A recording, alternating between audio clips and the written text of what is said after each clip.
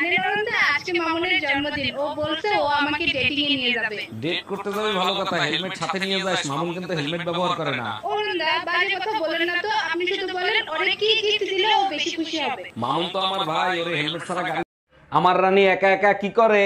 আচ্ছা, তুমি আমাকে রানী বলে ডাকো কেন? চাকরানী নামটা অনেক বড় তো, তাই ছোট করে রানী বলে ডাকি। ওরে আমার জানো, অনেক বুদ্ধি তোমার। আচ্ছা, তুমি আমাকে জানু বলে কেন ডাকো? জানোয়ার নামটা অনেক বড় তো, তাই।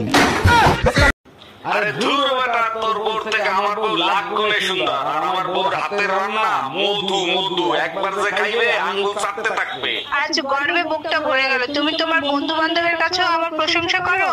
এখন তুমি কি বলতে চাও? তোমার তিথি, কয়েকজন ভদ্রলোক আসছেন নিমন্ত্রণ খেতে। ভালো করে পরিষ্কার পরিচ্ছন্ন হয়ে সেজে গুজে এসো। তাদের সামনে যেন তোমাকে হাজির করানো যায়। কেন? তারা কি আমাকে খাবে? চিঠি লিখছো? কাকে লিখছো? বলবো না। কি লিখছো? লিখেছি আমার মনের কবিতা। মনে জমাটা। আচ্ছা বেবি, তোমার মিষ্টি কণ্ঠে আমাকে একটা গান শোনাবা? না বেবি, সবার সামনে গান গাইতে আমার লজ্জা করে। শুধু এক লাইন গাও, তাতেই আমার জীবন ধন্য হয়ে যাবে। আচ্ছা ঠিক আছে।